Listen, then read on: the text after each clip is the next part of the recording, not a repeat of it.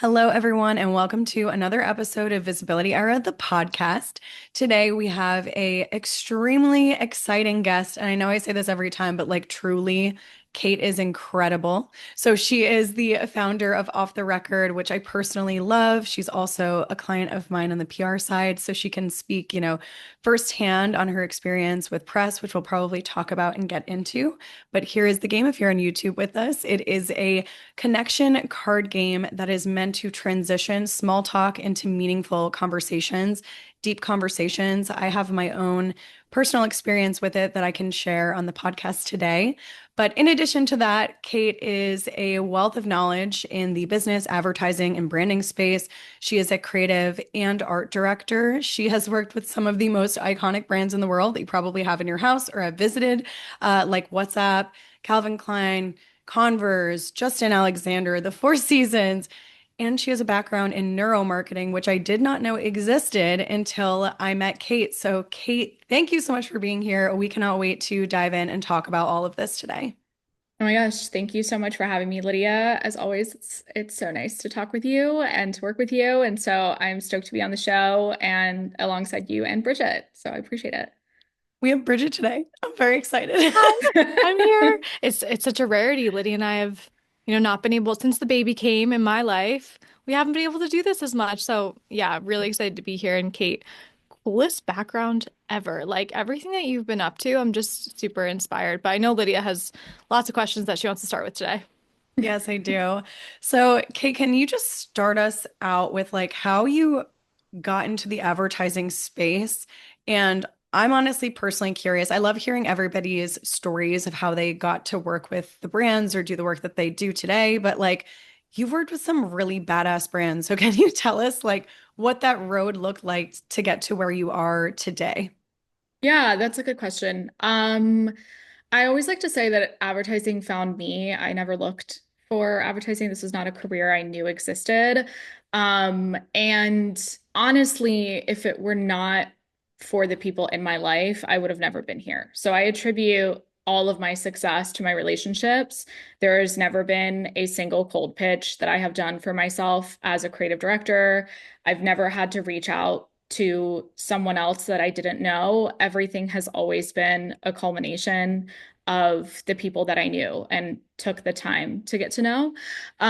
So I first came across advertising as a possible career because I was a Tumblr kid. And so I had a Tumblr. I went viral on Tumblr when I was like 13. It meant nothing at the time. It was not like it probably would have been now if Tumblr was a thing. And I had a diary. I watched Read It and Weep on Disney Channel when I was younger, and I was like, oh my God, this is what I want. And I just didn't understand that, well, it's a movie. In real life, if you want to do something like that, you actually need to change the context of the scenario, not just the people's names.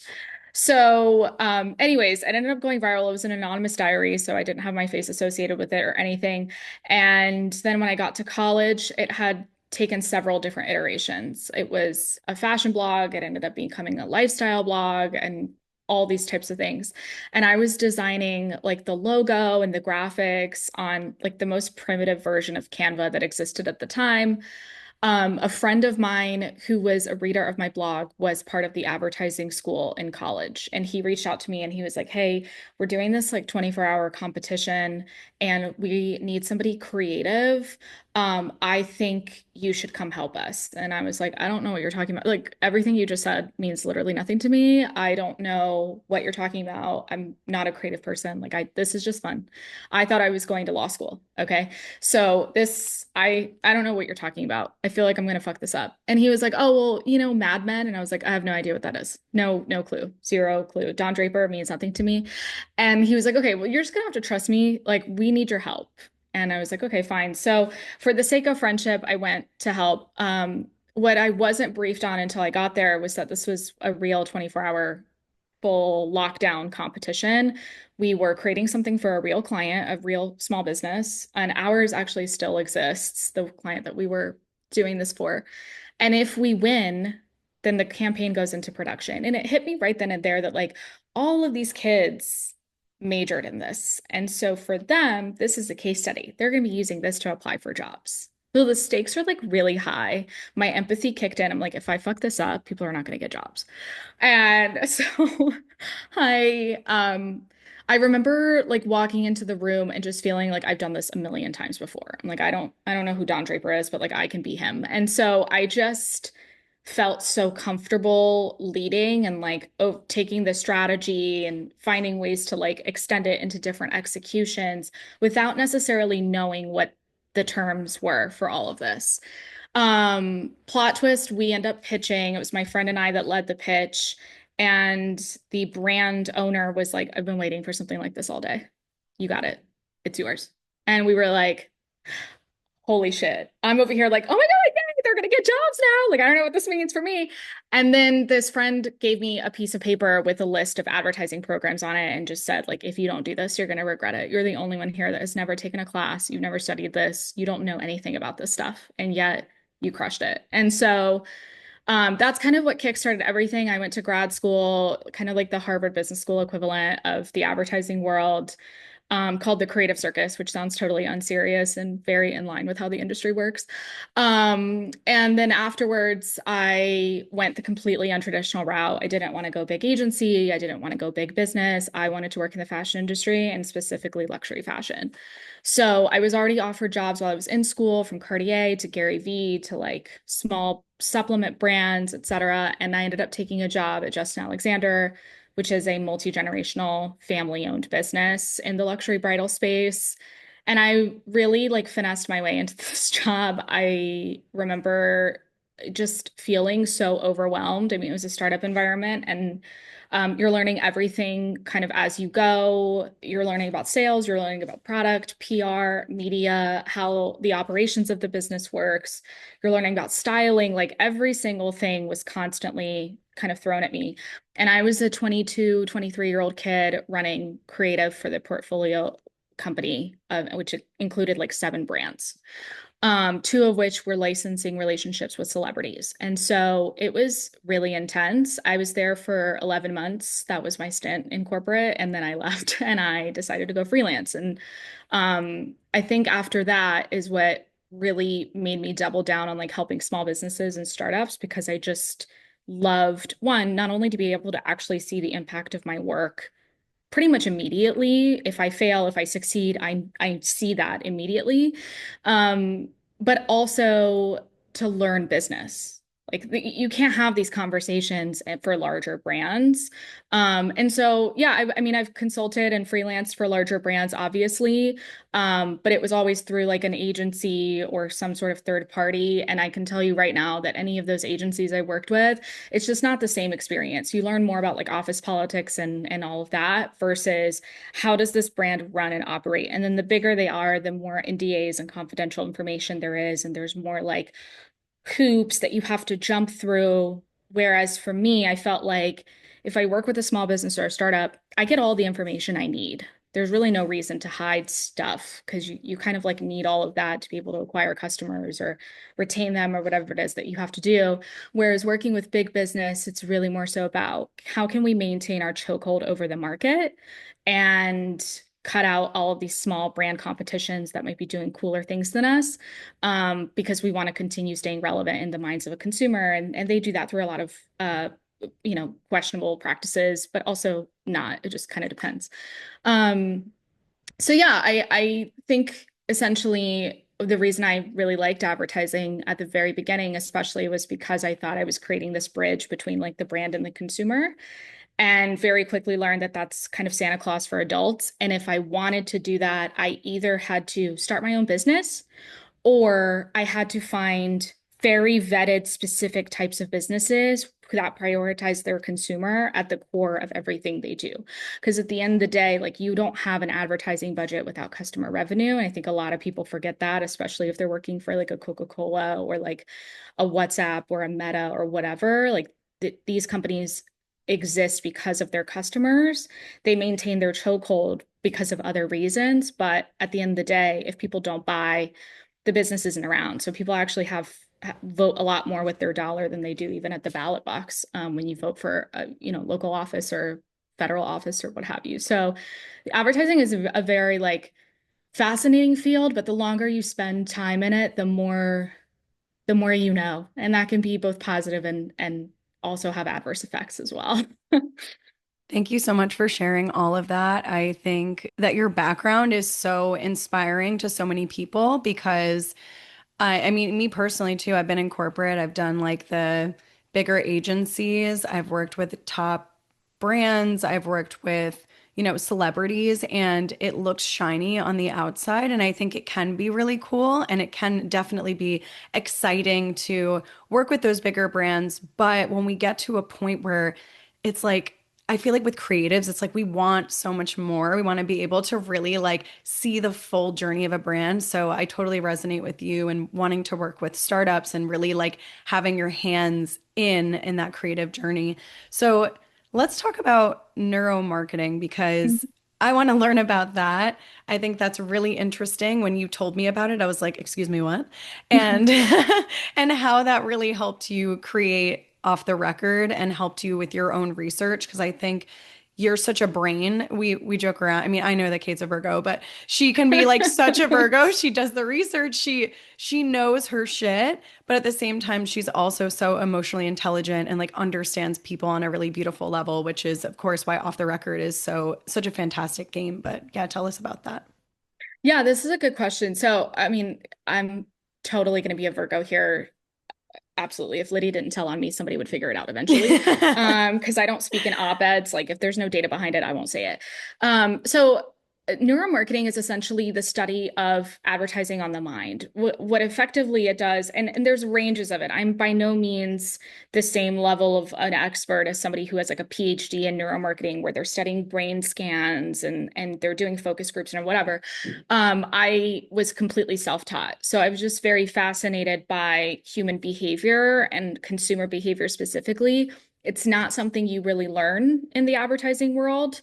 Um, it's more so if you initiate it yourself at that whole learning process, then obviously yes, but the industry doesn't necessarily prepare you for that or anything of that nature. So essentially, you're learning how does advertising manipulate the mind of and the emotions of the consumer. And when you combine that with something like, for instance, a creative director, but an art director specifically, you start seeing like, okay, if I show you an ad, I would be able to put that on like a literal grid system and be able to break down every single part of the advertisement's visual elements and be able to tell you like what is the hierarchy, where does the person or the art director, the designer want your eye to look in order to be able to tell you what the message of that thing is. So there's certain like in the design world, it would be like certain visual cues. There's color psychology, there's shape psychology, there's certain placements, there's the understanding of, for example, in the Western world, we read from left to right. So the advertisement placements where they put things is in that way so that there's certain places where your eye looks and that is the most important piece of information, how your brain processes it, versus something that is kind of the least important piece of the information, or maybe the punchline that closes everything together. I'll bring up a real example. If you look at like a billboard or a magazine ad or something that's like in the wild at like a bus shelter in a city, you'll often notice that the logo of the ad is located at the very bottom, specifically like bottom right. There's a reason for that. So your ads are divided into four quadrants, and this is what I'm talking about. So the most important pieces of information are located on the top left in quadrant one. This is where you'll see headlines starting oftentimes. Or if there's no headline, it'll be like a really poignant visual, and that will start up here. Maybe there's some sort of story, what have you. And then you'll go into quadrant two. Again, this is like top shelf material where like this needs to be processed first. Then when you get down to quadrant three and quadrant four, this is your like supporting material, you know? So they kind of you start to kind of close the loop on the concept. And by the time you get to the logo and the tagline, which is located in quadrant four, then you're like, ah, got it. That's how you're supposed to feel. So that's essentially you kind of start, you have to really understand it's not even just neuromarketing, it's really just like how do people and kind of human behavior.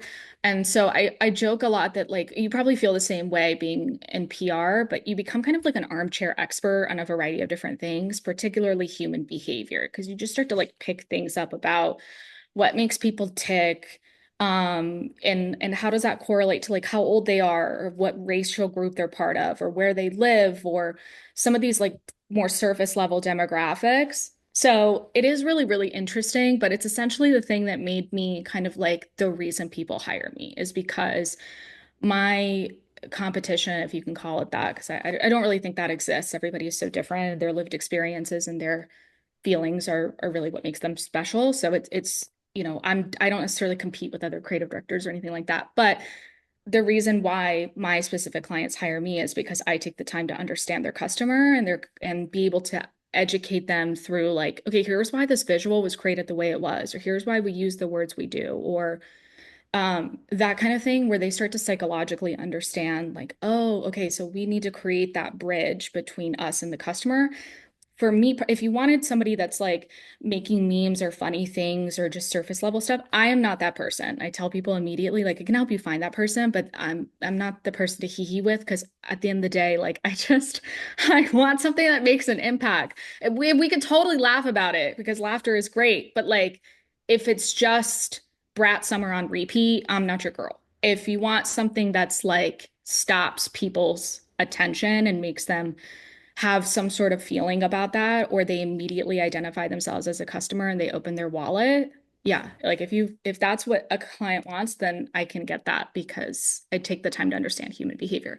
Obviously, in building off the record, that was incredibly helpful, because that is essentially what the main pillar of the brand is about, is that kind of transferring what I was doing in an industry and trying to understand how people behave and get to know one another and whatever, into how can we then do that as a society and really understand one another, not for manipulative means, not for the same reasons that are being done in advertising or sales, but rather there are some really useful nuggets from that industry that I think can be applied to broader society to help us get to know one another and go beyond the surface. And that's where you leave feeling like, oh my God, like dude, Lydia is like my person, or Bridget's my person. Like, I love talking with her. These are all the things I know about her, you know?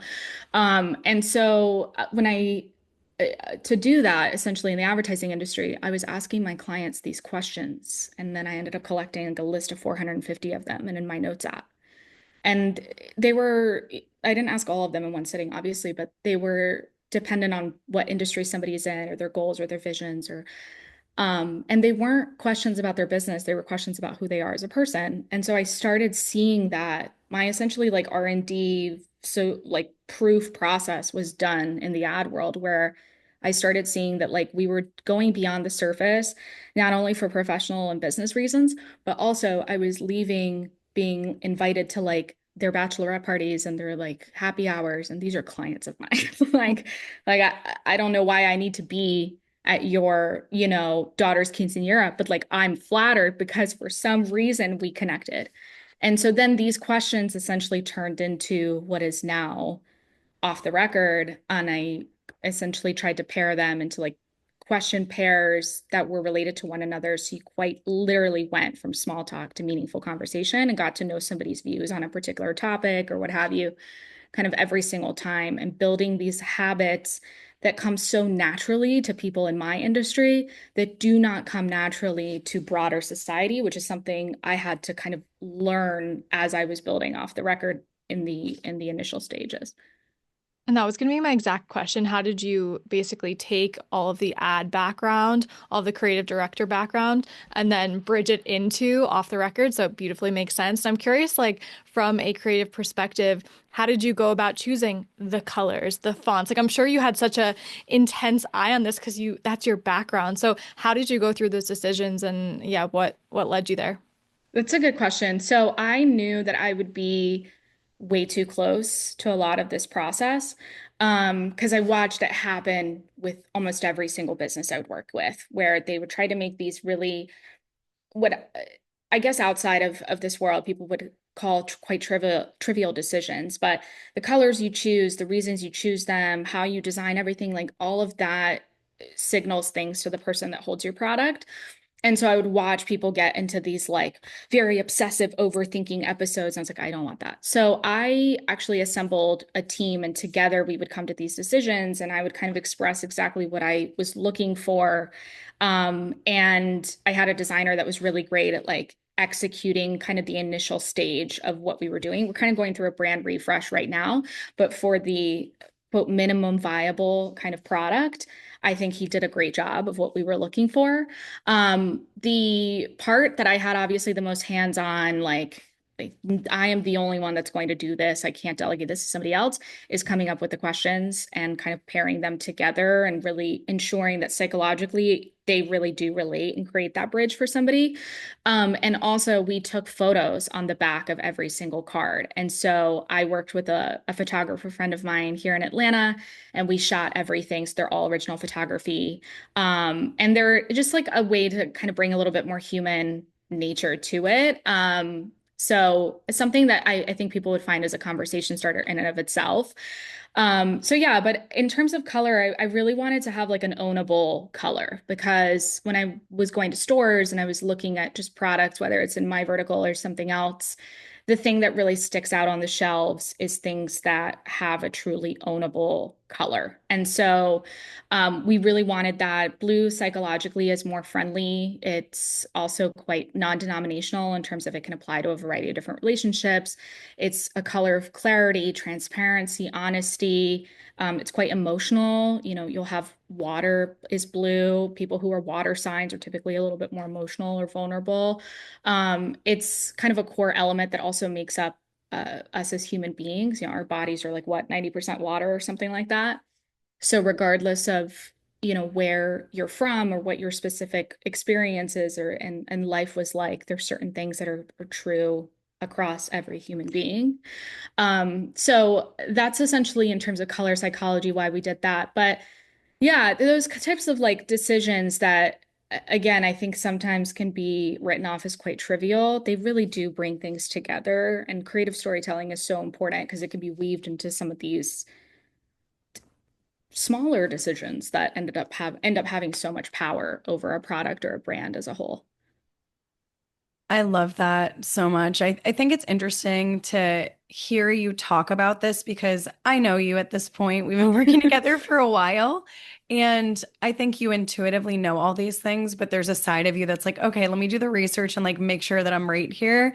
And when you're talking about this, it's like, to me, I feel like you already knew this and you just wanted to make sure that like, that I don't know that the stats were there. Like Bridget and I, when you were talking about like what you do naturally and what it looks like in PR when it comes to like psychology, I guess, of branding, what me and Bridget realized with like people be peopling is relatability goes a long way. So Mm, when we do a lot of pitching with our clients, we're always bridging the gap between why is this person relevant and a thought leader. We work with a lot of personal brands, like why should you listen to them? So to give everyone like an idea, we do have many pitch angles going around for Kate right now, but one of them was talking about creating deep adult relationships and connection. That's something that is really hard when we're in our transitional periods from like 25 to 35, 40 and up. It's like when you're not, in college or in high school anymore, like how do you create deep relationships? Like me as an entrepreneur, also like going to a new city, like I moved 3 years ago. I'm an entrepreneur. I work from home. It's like, how the fuck do I make friends? I'm like, do I go to the gym and like everyone's like, join a gym, and I'm not a gym gal. So I'm like, okay, what am I supposed to do here? So anyway, I think these types of card games are so incredible because it's like you've thought about off the record on every aspect from the branding to the actual questions themselves and your personal life and what makes sense. But can you tell us a little bit about like your relationship with your clients? I know you mentioned that they started inviting you to like your quinceañera and stuff like and stuff like or their kids' quinceañeras and stuff like that. But what kind of sparked this idea of like, oh, okay, there's something here? Like, were you the person that always got the deep questions or that you always like got deep with them somehow. It was like heavy hitter conversation. You're like, wait, how did we get here? Like, what happened here? I guess kind of. I joke around and say that like by the time we're done talking, I'll probably know all your business. Like I just it's not we just it just happens. It's never like a strategy or something planned. It's just like at the end of the day, we're human. I work in a very human to human industry. Like it's not it's super reliant on relationships and chemistry between people. And so it just kind of naturally happens. But I think I've always been like that, to be really honest with you. Just kind of part of my personality that I don't necessarily have to try to conjure. So yeah, it kind of just naturally occurred that way. But yeah, I do have slightly strangely deep personal relationships with a lot of my clients. And funnily enough, it'll usually start with like if they're telling me about their brand or their business or something, because it's again, it's professional interaction. So it'll usually start that way. I'll just be like, oh my God, yeah, and you went with blue because blah, blah, blah, blah. Or you like, because this font you chose because of this. I totally see it. And I'll just like spitfire what I think their vision for their brand is. And they'll just sit there and be like, how did you know? I'm like, I don't know. I'm just that good. I don't. But also, if you do believe in like human design, I was recently illuminated by a friend of mine who's like really into this stuff. And she said, "Oh, can you send me a picture of your human design chart?" And she was like, I have like a speculation about you." And I was like, "Okay." So I sent it to her and she was like, "I knew it. You have the channel of judgment." And I was like, "What the hell is that?" And she was like, "You're exactly what you just said like a little while ago, where you intuitively kind of know, but you go and collect data because, well, it's kind of weird to be like, oh, I just know. Like, okay, Wow. are you psychic or some shit? So I was like, oh my gosh, that's exactly so I started looking into it because I just didn't even know anything about that. But yeah, in terms of building off the record and where that idea kind of essentially came from, I had multiple clients of mine tell me like, okay, this needs to be something. And I said, I don't know what that means. And they're like, we go figure it out because we're entrepreneurs and these questions that you're asking, I mean, we've had like cathartic conversations. People get very emotional, they get really vulnerable. There's like a lot of emotional connection that's happening. And so I would just be told, like, you need to consider this as some sort of product. I don't know what it is. It can be a service, it can be a physical product. I have no clue. But you have something here that needs to be a bigger thing. Like, I think you can solve a societal problem with this. And so, me being a Virgo, I mean, I immediately went to Google and I was like, we're looking up, like, what's happening in the world? Is there like a loneliness epidemic? And then the more I started reading, the more I started also relating to it as well, where I was like, yeah, I've totally experienced social anxiety. I've totally experienced the fear of being perceived, especially with like the internet and social media. We're seeing our own faces so much more than we should. We're seeing other people's lives so much more than we should. Feeling that same thing where you're going through different milestones with friends and you feel kind of like disconnected at times because of those things. So, yeah, so then when I started looking into it, I basically saw that kind of the core of it all is that we just don't talk anymore. We just don't have conversations that allow us to walk away and be like, I know who this person is. And I started asking my friends, and I was like, do you guys like, do you feel like you like know your friends? Do you feel like you know your family? Do you feel like you know people? And they're like, what do you mean by no? And I was like, yep, I have my answer. Yeah. So, and that's kind of where it all really started then unraveling. And I was like, I think we can create something because the market for this kind of thing is saturated-ish, but nothing solved the problem. We're not even Yeah. close to solving the problem. So I was like, okay, well, I own a lot of these other games or these tools. So do my friends, but we're not getting to where we need to be. In fact, I'd argue the problem is worse now than it was even 10 years ago. So we're just not talking. And then we're going on the internet after we're not talking and we're airing it out to people that we don't know about how like we have icks and everybody's cringy and everybody's whatever. And it just feels like all we want is to be validated and to be liked. And I'm like, I don't know about you, but I don't really want to be liked. I want to be respected. But when you're respected only when you're really known. And to be known means you have to have conversations. You have to actually share yourself with other people. And I think that we don't do that enough. And I'm not talking necessarily about like family trauma. I'm talking about like, what do you believe in? Like, what opinions do you have about the world? What do you dream about? What do you think about? Those kinds of things. What do you value in a friend? What do you value in a partner? What do you like those types of conversations? I don't know that we really have as much as we should. And yet at the same time, it's interesting because you're put on this planet with a bunch of other people. And so you think like, I feel like there's kind of logic in that. Like it's not just us one at a time. So I don't know. I think a lot of powerful things start with conversation. I've certainly seen that in my own career, like I said. And beyond career, obviously, you build friendships, you find love, you deepen family relationships, your relationships with your children, meeting new people, friends, professional, advances, all of that happens by talking to other people and having relationships. How many of us are actually doing that? I don't know. Not many, I think. So Bridget is really good at networking, like really good at networking. You are very good at networking. Every single like show, every editor, it's like Kate is following up. She's shooting her shot. She's doing some collaborations. Actually, she's going to be hosting an incredible event in LA in July because of one of the podcasts that she was on. So stay tuned for that. We'll definitely send out like newsletters and all of those things. So if you're on my personal newsletter, you'll see it.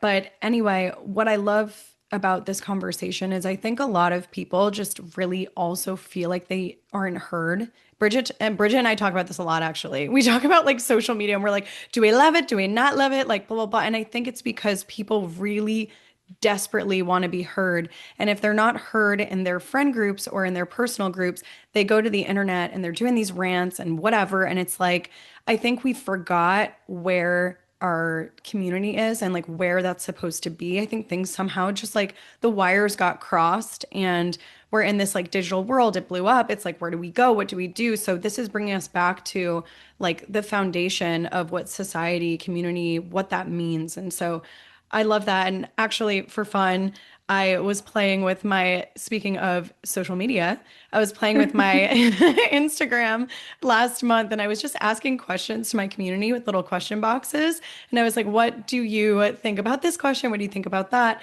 And what I thought was really interesting is the game did exactly what it's supposed to do, which is transition small talk into meaningful conversations. So I asked something about like, I forget which question it was, but it was something about maybe like, what do you value in friendships? Like something like that. And one of my friends, she's a newer friend to me down in South Florida. She said, like, I just really like when people are real. It's like, why would you not tell me something or be real up front? And then I was confused because I'm like, oh, tell me about that. Like, now I get to learn more about her. So then she told me, well, I become friends with people, newer friends, and then I learned that they actually don't like this thing or they don't feel this way. And it's like, you don't have to people please me, just be honest with me.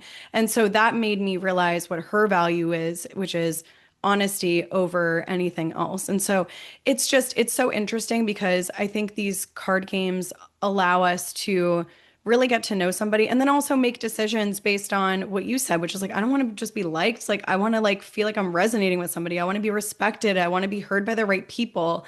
So, I do want to mention too, I think these games really help us build our trust muscle. I think it's hard to be vulnerable and to trust that, but it really does create a ripple effect in all of our lives. Like if we're able to be vulnerable with our friends and family, we can then see like where we can be vulnerable or maybe where we can share or what level we can share with our colleagues. And that helps create such deeper connections in business too. Because I don't know about you, but I like to work with people I like. So and I resonate with.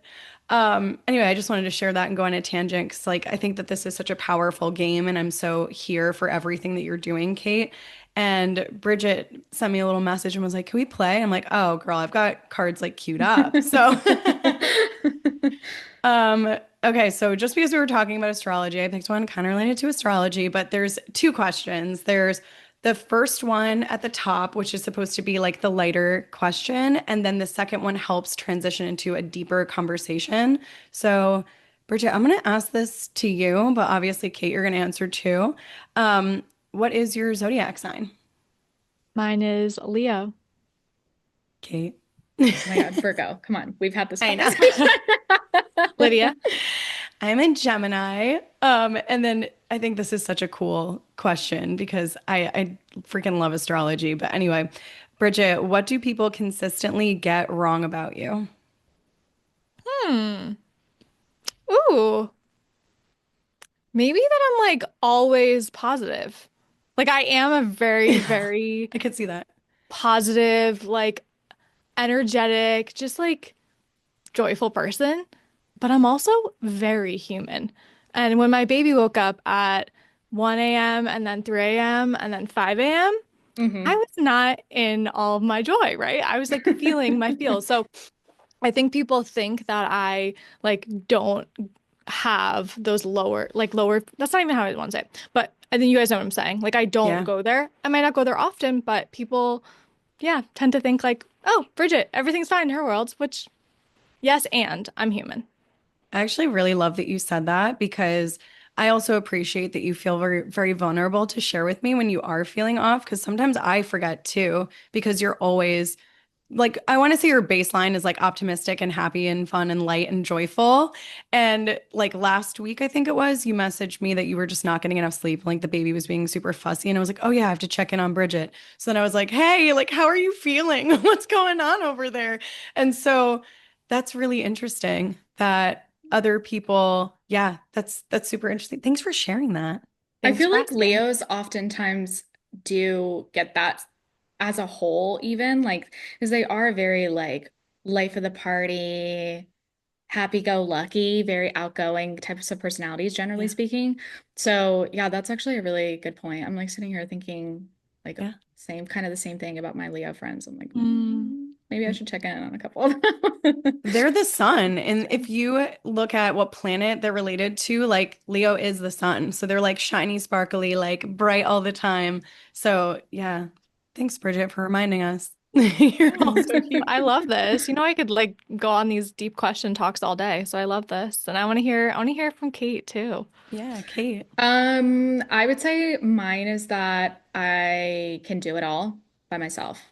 I always get that like, oh yeah, obviously Kate doesn't need any help. Kate's got it figured out. Like no problem. And I also don't really ask for help a lot. I do rely a lot on myself. But last year I was like celebrating my birthday and I had a friend who's also a Virgo fly in from Dallas and she asked me a question in front of it. It was a really good question. It was like all of us were at my house and she was like, "Oh, this is something I'd like to do with people. Like, what is something that you are kind of working on or you feel like you kind of came to the realization you're like actively working on?" And I was like, I think this perception that I don't need any help and that I can do everything myself, but also I think I've been perpetuating that because I don't really ask for help often. Because I'm like, oh, like I can figure it out. Google's free, like a library card is free.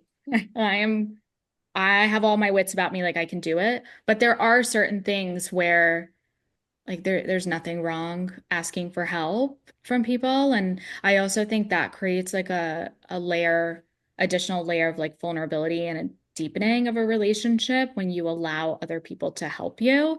So, yeah, it was a realization I came to because I had like a conversation with a friend of mine and she was like, "Oh my God, you're just like my friend that does it all." And I'm like, "What gave you that impression?" And she's like, "Oh," and then she started referencing like social media and like all this press I've gotten or all these things that I was doing. And I was like, "Okay, but that's not the reality. Like that's not what actually goes down." And we had that conversation and then I just started thinking about it on a deeper level. And I thought about like, what am I doing that's perpetuating that stereotype about me? And it's, well, I'm not really asking for help either. So I can't like blame other people's perceptions of me too, you know? Kate, that is, I hear you so loud and clear because that is the other side of me too. Like you figure it out. My mantra in college was get shit done. And a lot of that was self-reliant, right? It's like I can figure it out, but you're so right. And something I learned from my dad the other day was talking about it. He was like, people love to be asked for the help. Like they love to, if you need help, people love to help people when Yes. asked. And so simple, but I was like, he's so right. And I'm sure you have that experience too. Yeah. Yeah. Love your college mantra. That's so iconic. Get shit done. Mine was fuck it. So you and I were on opposite opposite spectrums of That's hilarious. I it. love listening. I love hearing stories about college, Bridget, because I just wish I knew college, Bridget. She was in a business fraternity. I love it.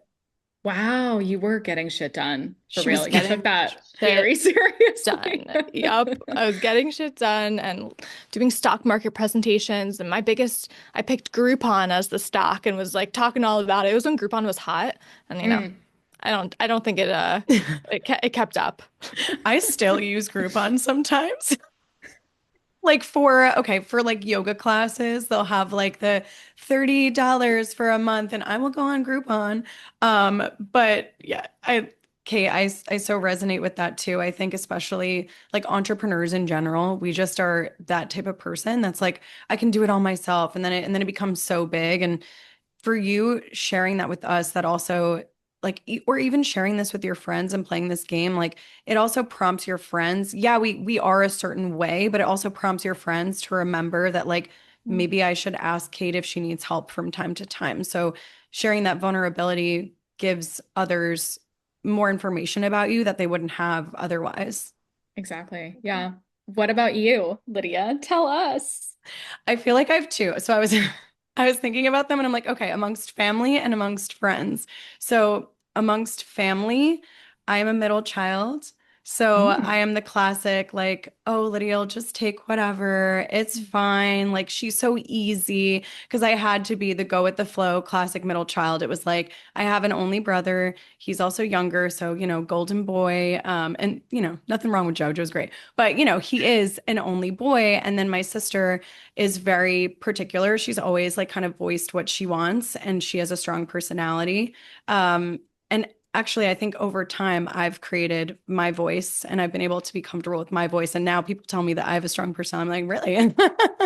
But I've always, yeah. So I think with family, it's like go with the flow. And sometimes I want to be asked like my opinion on things. And if something is up to my standards, like if I want vanilla over chocolate or whatever, and then along with friends or people that I meet, because I'm so bubbly and I like to like laugh and joke around a lot, people don't realize that I really love researching a lot of things. And I'm like the jack of all trades situation of like, I love learning about something. And if I don't know something about it, I dive down a rabbit hole. I'm like, I will literally go into a dark, deep hole in research and then I'll come out of it and be like, let me tell you what I learned. And so I think especially with newer people that I meet, they have no idea that I'm that way. And out of nowhere, I'll just like drop some knowledge and they're like, "Whoa, wow, how did you Remember know?" the tooth protocol, like the teeth protocol you dove into, Yes. like the xylitol gum. I was like, wow, Lydia, tell me more.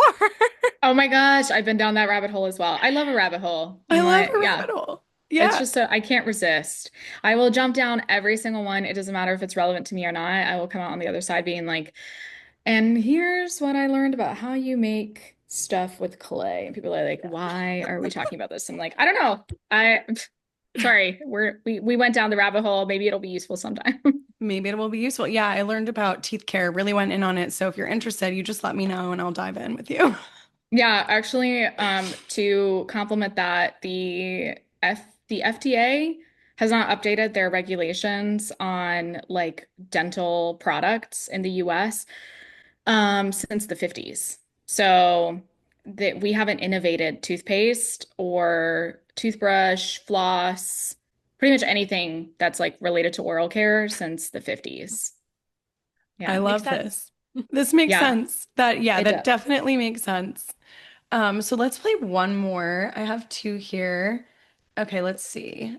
Okay. What is something everyone should do once in their life, Bridget?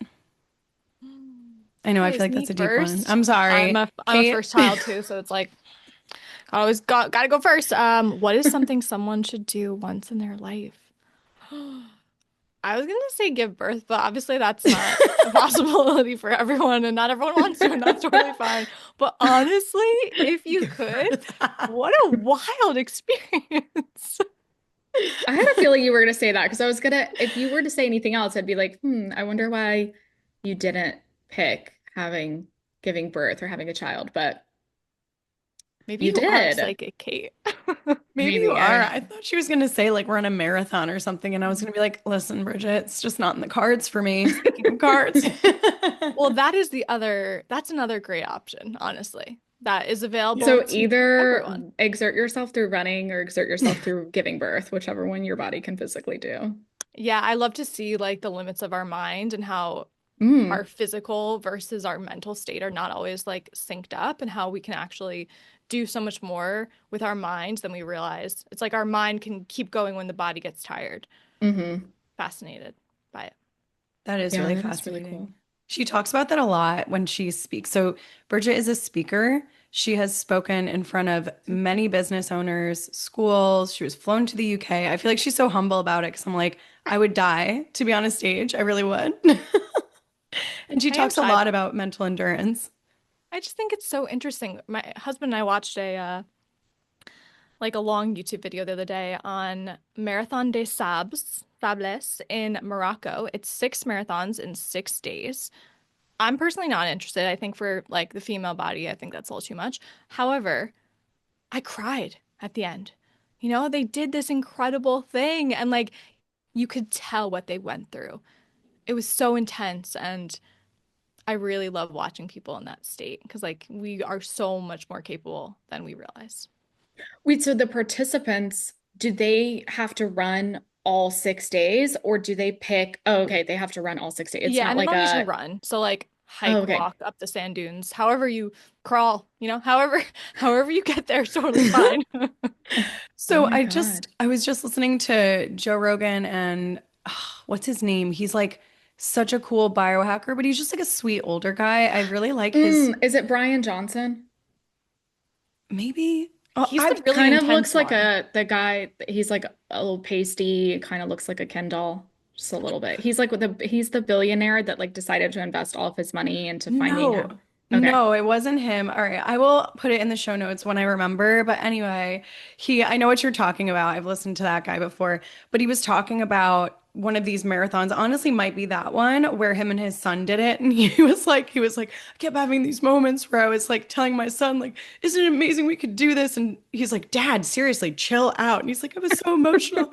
But what I think was cool about that is cool, not cool, but cool. They all ended up getting like food poisoning or something, and they still did it anyway. And Yeah. like somehow were just like pushing themselves, but not in a way that was like the way that he explained it was just like they were just so mentally prepared for this. And it was like, it was wild. I was like, I think I would have opted out and been like, cool, like I'm good. But these people, they train for years and like this is like their goal. Like when we think of like what our values are, it's so different. And some people for them, like marathons, Ironmans, like that is something that like, this is their it for them. So it was cool to listen to. Kate, what about you? I'd probably say learn another language Mm. I love that. because I my first language is Russian, so I actually had to learn English as a kid.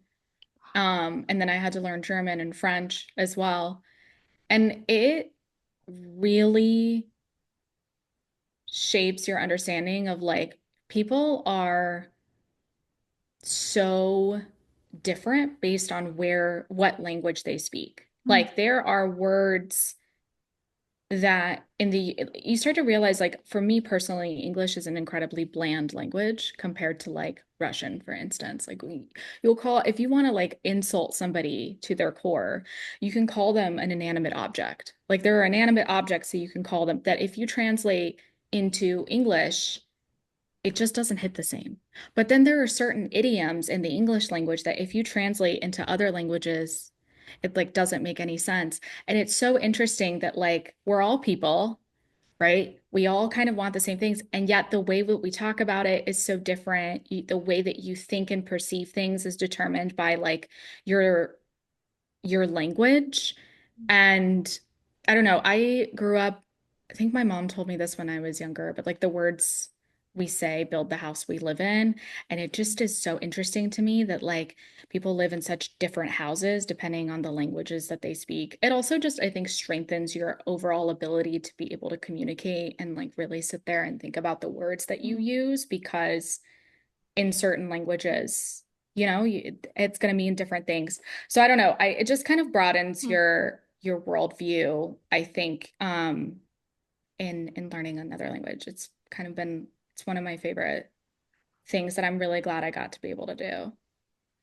That is the best answer I've ever heard Yep. for that question. Wow. I, gosh, I could talk to you for the next 65 million years, Kate. I'll answer mine and then we should probably wrap this up because it's been like an hour. But okay.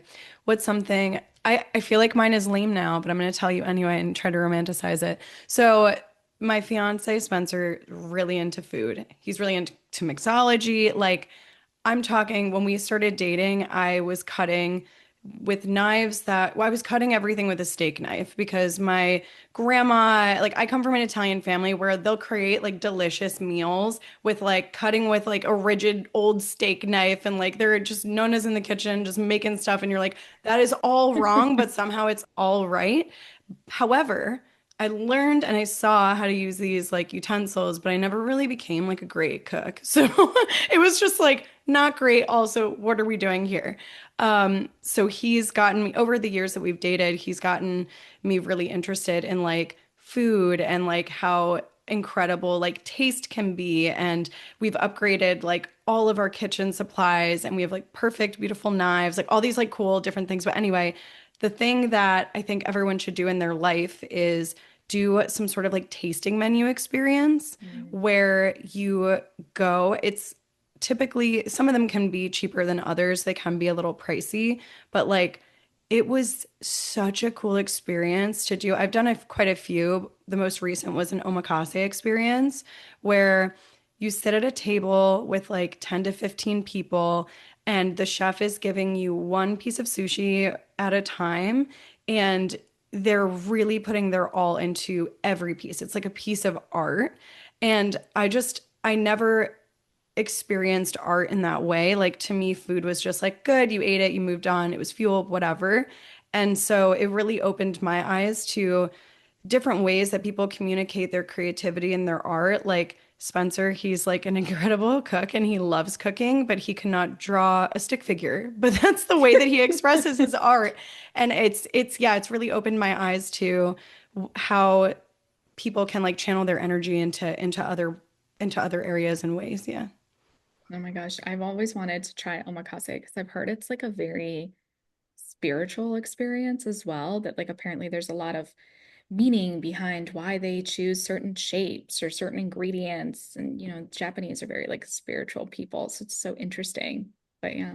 Yeah, Wow. like he'll even talk about like, oh, you add more acid to this with the sweet, and I'm like, what are we talking about? So it's so interesting. Bridget's a really good cook, so she's like, yeah, yeah, yeah. I just But love this. And I'm like, Lydia, that answer was amazing. Like It that was was, and good. I've never done that. I've never done any kind of tasting. And that's a great idea. Like that would be a great date night. Now I'm thinking about with having, sorry, everything's about having a child now in my 5 month postpartum journey. I would love to do that as a date night with my husband, right? Like fun. we talk Yeah. about it like we did this like a year and a half ago at this point, but we talk about that one experience and the other one that we did. It's expensive, so you do it every like year or so whenever you can do it, and it's also like an experience. So it's like going to a concert. You're not going to a concert every single night at like a stadium, but yeah, we talk about it a lot and we bring it up a lot with friends and chatting because it was just so cool. So I recommend. Oh my God, it's on my list. Okay, Kate, thank you so much for coming on today. I feel like Yeah, we of need course. to potentially have you on in the future to talk about more things because I mean, there's I have so a much list we of can, questions that we didn't yeah, get we to. didn't So I get to think you have to come back. I'm that. sorry. Sorry, not sorry. But it's like you're coming back. Yeah. Okay, done. You're gonna Happy have to to. come back, please. Well, Kate, where can everybody find you? Where can they purchase Off the Record?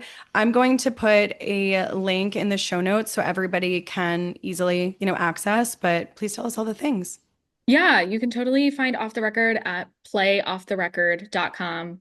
Our Instagram handle is the same at playofftherecord. So I'm really excited. We're doing, like Lydia said, an event in LA. We've got some cool stuff coming up. So very exciting. But yeah, that's pretty much where you can find us. And I'm plastered all over the social media feed. So if you see my face, you know you're there. Thank you. Well, everyone, thank you again for listening to another episode of Visibility Era, the podcast.